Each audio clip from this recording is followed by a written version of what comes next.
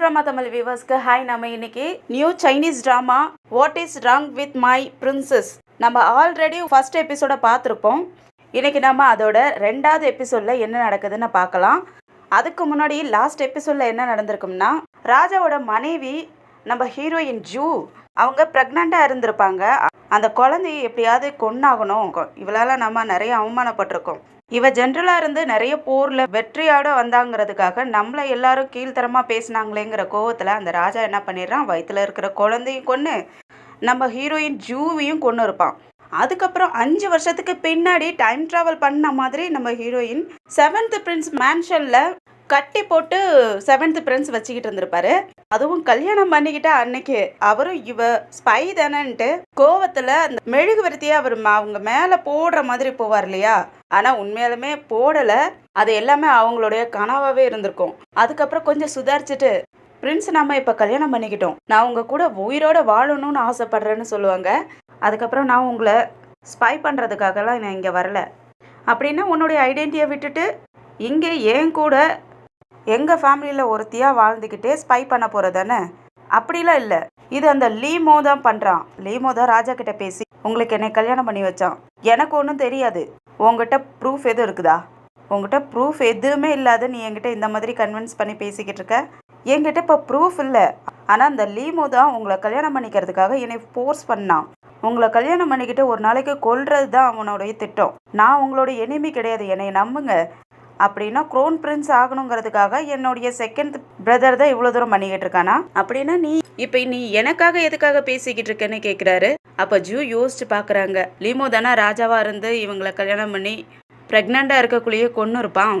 அதை நினச்சி பார்த்துட்டு, ஏன்னா அவனை எனக்கு சுத்தமாகவே பிடிக்காது, எனக்கு அவனை கொல்லணும் போல இருக்குது, அதனால் ப்ளீஸ் ஹைனஸ் நான் உங்களுக்கு எல்லா டீட்டெயில்ஸும் எக்ஸ்பிளைன் பண்ணுறேன்னு சொல்லவும் அவருக்கு கயிறெல்லாம் அவுத்து விட்டுறாரு.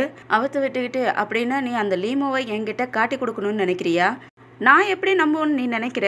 அதுக்கு ஜூயே சொல்கிறாங்க, லீமோ அவன் க்ரோன் பிரின்ஸ் ஆகணுங்கிறதுக்காக மக்களெல்லாம் ஏமாற்றி நம்ப வைக்க போகிறான். அது எப்படி அவன் ஃப்யூச்சரில் அவன் க்ரோன் பிரின்ஸ் ஆகணுங்கிறதுக்காக இந்த மாதிரி பண்ணுறான்னு உனக்கு பட்டு எப்படி தெரியும்? என்னை நீங்கள் நம்புங்க, உண்மையாலுமே எனக்கு அவனை பற்றி நல்லாவே தெரியும், உங்களை பற்றி கூட எனக்கு நல்லாவே தெரியும். நான் எப்படி நம்புறதுன்னு அவர் கேட்க, உடனே அவங்க தலையில் இருந்த பின் எடுத்து அவங்க கையில் கிழிச்சிக்கிறாங்க.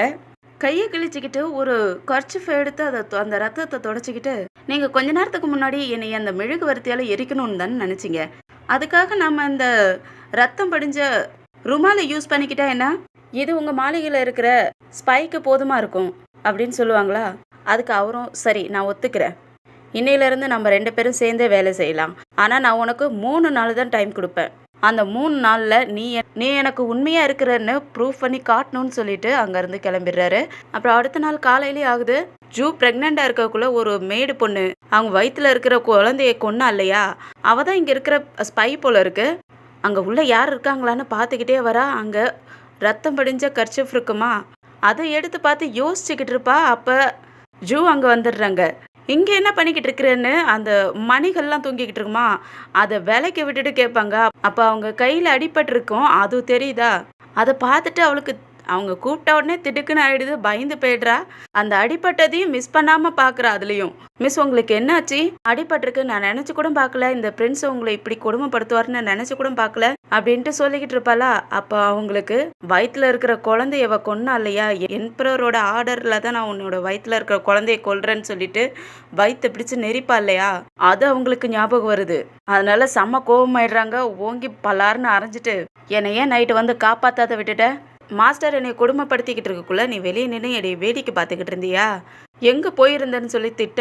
இல்லை நான் எதுவும் பண்ண கிடையாது, நான் உள்ளே வரலான்னு தான் பார்த்தேன், ஆனால் வெளியே நிற்கிற பாடி கார்ட்ஸ்லாம் என்னை உள்ளே விட மாட்டேன்ட்டாங்க, நான் வெளியே தான் நின்றுக்கிட்டு இருந்தேன் அப்படின்னு சொல்லிக்கிட்டு இருக்கக்குள்ளே திரும்பவும் ஓங்கி ஒரு அறை விட்டுடுறாங்க. ஓங்கி அரைஞ்சிட்டு, நான் அமைதியாக இருக்கிறதால நீ என்ன வேணாலும் பண்ணிக்கிட்டு இருக்கலாம்னு நினச்சிக்கிட்டு இருக்கேன்ட்டு நான் உன்னை இங்கே பார்க்கவே கூடாது, எங்கேயாவது போயிடுன்னு சொல்லி திட்டி விடுறாங்க. அதனால் அந்த பொண்ணு என்ன பண்ணிடுறாருன்னா காலிலே விழுந்துடுறா. என்னை மன்னிச்சிருங்க, நான் தெரியாமல் செஞ்சுட்டேன், இனிமேல் அந்த மாதிரி நடக்காது, எனக்கு திரும்ப ஒரு சான்ஸ் கொடுங்க, நான் இனிமேல் நீங்கள் சொல்கிறபடியே நடந்துக்கிறேன்னு சொல்லுவாளா. அதை எப்படி நான் நம்புறது? நான் உங்களுக்கு ஒரு நாய் போல் உண்மையாக தான் இருக்கேன்னு சொல்லவும், என்ன நாய் மாதிரியா, எங்கே செஞ்சு காட்டுன்னு சொல்லவும் அவன் நாய் மாதிரி சுற்றி சுற்றி வந்து லொன்னு குழச்சிக்கிட்டெல்லாம் காட்டிக்கிட்டு இருக்கா. அவங்களும் சரி நில்லு போதுங்க அப்பனா நீங்கள் என்னை மன்னிச்சிட்டிங்களா, என்னை நம்புவீங்களா, என்னை மன்னிச்சிட்டிங்களன்ட்டு திருட்டு முழிக்கிறா. அதுக்கப்புறம் ஜூ ஒரு மாதிரி பார்ப்பாங்களா, அதனால் இவ நம்ப வைக்கணுங்கிறதுக்காக என்ன பண்ணுறான்னா ஓங்கி அவள் கன்னத்திலே அரைஞ்சிக்கிறா.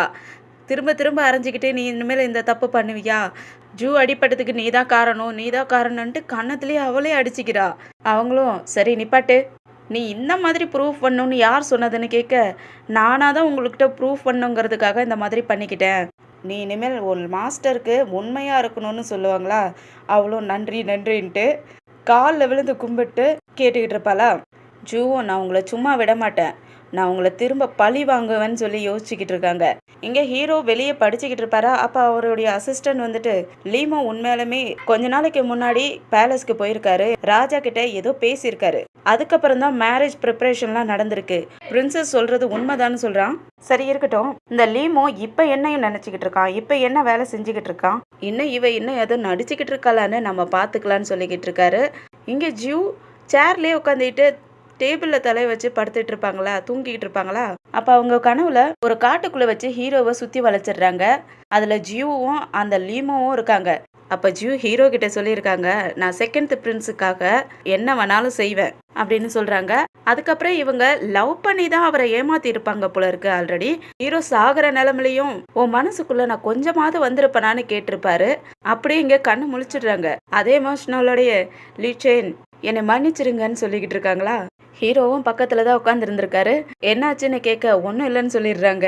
என்ன ஒன்றும் இல்லையா, என் பேரை சொல்லி சாரி கேட்டுக்கிட்டு இருந்த, நீ எதுக்காகவோ கில்ட்டியாக ஃபீல் பண்ணிக்கிட்டு இருக்க, என்னாச்சு சொல்லுன்னு கேட்க அவங்க ஒன்றும் இல்லை, நான் சும்மா கனவு கண்டேன், அதில் தான் ஏதோ வாய் உளறி சொல்லிக்கிட்டு இருந்திருக்கிறேன் அப்படின்னு சொல்லிட்டு டீ பாட்டை எடுத்து டீ ஊற்ற போவாங்களா.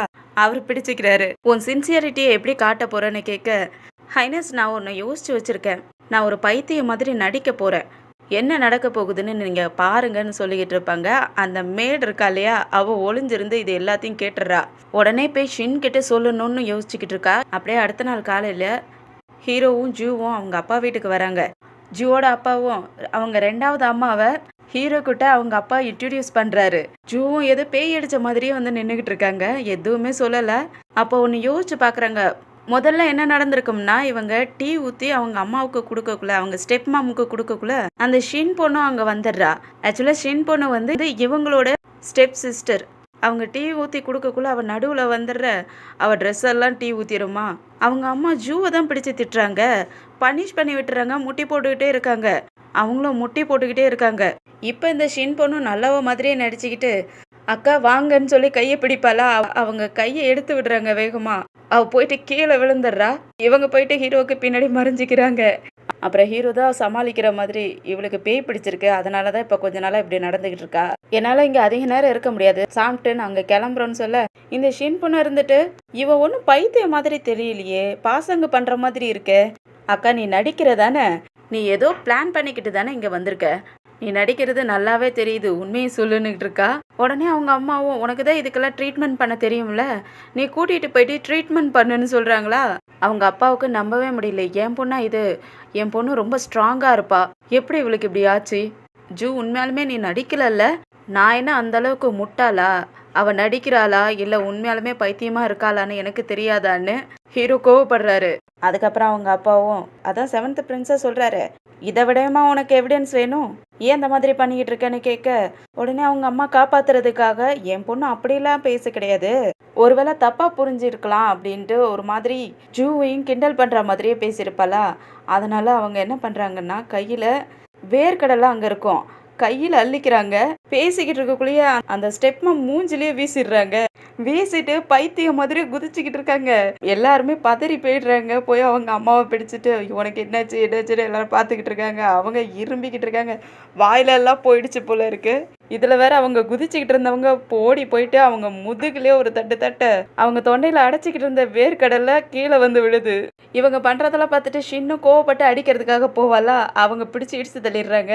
திரும்ப எழுந்திரிச்சு அடிக்கிறதுக்காக போக அப்போ ஹீரோ வந்து மறைச்சிடுறாரு. அதுக்கப்புறம் அவங்க அப்பா எல்லாரையும் அமைதியாக்கிடுறாரு. ஹீரோவும் அவ தெரியாமல் பண்ணிட்டா மன்னிச்சிருங்கன்னு மன்னிப்பு கேட்க, உடனே அவங்க அப்பா சின்ன பிடிச்சி திட்டுறாரு. அவள் உங்கள் அக்கா, அவளுக்கு தான் பைத்தியம் பிடிச்சி போச்சுன்னா நீ நல்லா தானே இருக்க, உனக்கு அறிவு இல்லையா, நீ இந்த மாதிரிலாம் நடந்துக்க கூடாதுன்னு சொல்ல அவ திரும்பியும் ஜூவே திரும்பி பார்ப்பாளா. அவங்க இன்னமும் சின்ன பிள்ளை மாதிரியே விளையாண்டுக்கிட்டு இருக்கிறத பார்த்துட்டு, என்னை மன்னிச்சிருங்கப்பா, அவ அம்மா கிட்ட இந்த மாதிரி பண்ணிட்டால, அதனால தான் நான் கோவப்பட்டுட்டேன். அக்கா உண்மையாலுமே பைத்தியமாக தான் ஆயிட்டா. நான் அவளுக்கு ட்ரீட்மெண்ட் கொடுத்து சரி பண்ணுறேன்னு சொன்ன உடனே அவங்க அம்மாவும் கூட்டிகிட்டு போ, அவளை நல்லா ட்ரீட்மெண்ட் பண்ணு, கூட்டிகிட்டு போன்னு சொல்கிறாங்க. அதுக்கப்புறம் உள்ளேயும் கூட்டிகிட்டு போயிடுறாங்க. ஹீரோவுக்கு என்ன நடக்க போகுதோங்கிற மாதிரி தான் இருக்குது. உள்ளே வந்த உடனே இந்த பொண்ணு என்ன பண்ணுறான்னா, அக்கு பஞ்சர் ஊசி இருக்கு இல்லையா, அதை எடுத்து வச்சுட்டு, ஜூ நீ நடிக்கிறத நிப்பாட்டு, நீ நல்லா நடிக்கிறங்கிறது எங்களுக்கு நல்லாவே தெரியும், நீ உண்மையாலுமே பைத்தியம் கிடையாது, நீ லீமோ அண்ணன் கூட இருக்கிறதால உன்னை என்னால் கண்டுபிடிக்க முடியாதுன்னு நீ நினச்சிக்கிட்டு இருக்கியான்னு கேட்க, அவங்க அப்பாவையாட்டம் பார்ப்பாங்களா, என்ன பார்க்குற பேச மாட்டேங்கிற, ஏதாவது பேசுன்னு சொல்ல. அப்போ அவங்க அங்கேருந்து எழுந்திரிச்சு போக பார்க்க அந்த மேடு பொண்ணு திரும்பி உட்கார வச்சிடுறா, டைட்டாக பிடிச்சிக்கிறா. அந்த மேடும் உட்காருங்க, அமைதியாக உட்காருங்க, அவங்க உங்களுக்கு ட்ரீட்மெண்ட் தான் பண்ணுறாங்க, எதுக்கும் பயப்படக்கூடாதுன்ட்டு உட்கார வச்சுட்டு அழுத்தி பிடிச்சிக்கிட்டு இருக்கலா. அந்த ஷின்னும் அக்கா நான் உன்னைய சீக்கிரமாகவே சரி பண்ணிடுவேன்ட்டு அந்த அக்கு பஞ்சர் ஊசி இருக்கு இல்லையா, அதை எடுத்து வச்சு கையிலே வேகமாக குத்தி விட்டுறா. குத்திட்டு நல்லா டைட்டாக வச்சு அழுத்திக்கிட்டு இருக்கிறா. நீ உண்மையாலுமே நடிக்கிறேன்னு எங்களுக்கு நல்லா தெரியும், உண்மையை சொல்லுன்ட்டு இன்னமும் வேகமாக போட்டு அழுத்திக்கிட்டே இருப்பாளா. அவங்க சம கோவத்தில் ஓங்கி அரைஞ்சிடுறாங்க. இங்கே வெளியே அந்த ஷின்னோட அம்மாவுக்கு தான் பயமாக இருக்குது, உள்ளே என்ன நடந்துகிட்டு இருக்குமோன்ட்டு. அவங்க ஹீரோக்கிட்டேயும் நீங்கள் ஏன் இவ்வளோ நாளாக கவனிக்காத விட்டுட்டீங்கன்னு கேட்க, அவள் ஒரு ஜென்ரலாக இருந்தவ, அவள் எப்பவுமே ஸ்ட்ராங்காக இருப்பாள், அதனால் நேச்சுரலாகவே அவளுக்கு சரியாகணும்னு நான் எதிர்பார்த்துக்கிட்டு இருந்தேன் அப்படின்னு சொல்ல, அந்த அம்மாவுக்கு நல்லா பயம் வந்துடுது. ஒருவேளை ஷின்க்கு ஏதாவது ஆயிடுமோன்ட்டு அங்கேருந்து கிளம்ப பார்ப்பாங்களா. உடனே ஹீரோ, மேடம் என்னாச்சு, உங்கள் பொண்ணுக்கு ஏதாவது ஆயிடுமோன்னு ரொம்ப பயப்படுறீங்களா, ஜூ ஒரு பைத்தியம் பிடிச்ச பொண்ணு, அவளை நினச்சி நீங்கள் பயப்படுறீங்க, அங்கே ட்ரீட்மெண்ட் தானே நடந்துட்டுருக்கு, ட்ரீட்மெண்ட் கண்டினியூ பண்ணட்டும், நானே இங்கே வெயிட் பண்ணிக்கிட்டு இருக்கேன், நீங்கள் ஏன் அவ்வளோ பயப்படுறீங்க, நீங்களும் வெயிட் பண்ணலாமேன்னு சொல்ல, ஜூ அப்பாவும் ஆமாம் அவர் சொல்கிறது சரிதானே, அங்கே சின்ன பிள்ளைங்க ட்ரீட்மெண்ட் பண்ணிக்கிட்டு இருக்காங்க, நீ எதுக்கு அங்கே உள்ளே போகிற, இங்கே இருக்கிறது 7th பிரின்ஸு, அவரும் இப்போ நம்ம ஃபேமிலியில் ஒருத்தர், நீ எதுக்காக தேவையில்லாத பயப்படுற, உட்காருன்ட்டு உட்கார வச்சு சாப்பிட சொல்லிடுறாரு. அந்த அம்மாவுக்கு பயமாக இருக்குது. இங்கே உள்ள 2 பேருக்கு அடிப்படை தகராறு செம்மையாக நடந்துக்கிட்டு இருக்குது. அங்கே 2 பேரும் கத்தி கதறிக்கிட்டு சண்டை போட்டுக்கிட்டு இருக்கிறாங்க. வெளியே வரைக்கும் கேட்குதா. வெளியே அவங்க அம்மா பயந்துக்கிட்டு இருக்கக்குள்ளேயே 2 பேரும் அடிச்சுக்கிட்டே வெளியே வந்துடுறாங்க. இவங்க 2 பேரும் இப்படி அடிச்சுக்கிட்டு வெளியே வர்றதை பார்த்தோன்னே ஹீரோவுக்கு செம்ம கோவமாயிடுது.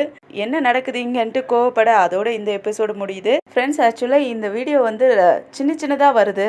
ஒவ்வொரு எபிசோடும் ரொம்ப 5 நிமிஷம் 10 நிமிஷம் இப்படி தான் இருந்துச்சு. அதனால தான் ஒரு 2 எபிசோட ஒரே எபிசோடாக பண்ணியிருக்கேன். ஜூயி இவங்களை எல்லாத்தையும் பழி வாங்கிறதுக்காகவே 5 வருஷத்துக்கு முன்னாடி வந்திருக்காங்க. அப்போ இவங்க லீமோ அந்த ராஜா இருந்தான் இல்லையா, ஜூயி ப்ரெக்னெண்ட்டாக இருந்தப்போ கூட கொண்டானுங்க, அவனுடைய அண்ணனுக்கு தான் இவங்க ஒய்ஃபாக இருந்திருக்காங்க போல இருக்கு. அப்போ இவங்க லீமோவுக்கு விசுவாசமாக இருக்கணுங்கிறதுக்காக ஹீரோவை ஏமாத்திருப்பாங்க போல இருக்கு. அதுக்கப்புறம் தான் அந்த லீமோ இவங்களை ஏமாத்திருக்கான். இப்போ திரும்ப இவங்களை எல்லாரையும் பழி வாங்கறதுக்காக திரும்ப வந்திருக்காங்க. ஒவ்வொரு ஆக்ஷனாக எடுக்க ஆரம்பிச்சிட்டாங்க. அந்த லீமோவும் இவங்களால தான் ராஜாவாகவே ஆயிருக்கான். அப்போ நம்ம ஹீரோவும் ஜூவை ரொம்பவே லவ் பண்ணியிருந்திருப்பார் போல இருக்கு. நம்மளால இவ மனசுல இடம் பிடிக்க முடியலையேங்கிற வருத்தத்தோடயே செத்துருக்காரு. இப்ப திரும்பவும் இவங்க 2 பேருக்கும் மறுபிறவை மாதிரி தான் ஒரு வாழ்க்கை. இப்ப இவங்க 2 பேரும் சேர்ந்து லவ் பண்ணுவாங்களா, 2 பேரும் சேர்ந்து பழி வாங்குவாங்களான்ட்டு அடுத்தடுத்த எபிசோட்ல வெயிட் பண்ணி பார்க்கலாம். இந்த வீடியோ பிடிச்சிருந்துச்சுன்னா லைக் பண்ணுங்க, உங்க ஃப்ரெண்ட்ஸ் அண்ட் ஃபேமிலிக்கு ஷேர் பண்ணுங்க. அப்படியே இந்த ட்ராமா எப்படி இருக்கு, என்னோட எக்ஸ்பிளனேஷன் எப்படி இருக்குன்ட்டு கமெண்ட்ல சொல்லுங்க. அப்படியே நம்ம சேனலை சப்ஸ்கிரைப் பண்ணி பெல் ஐக்கானை கிளிக் பண்ணி வச்சுக்கோங்க. அடுத்த எபிசோட்ல சந்திக்கிற வரைக்கும் பாய் அண்ட் தேங்க்யூ.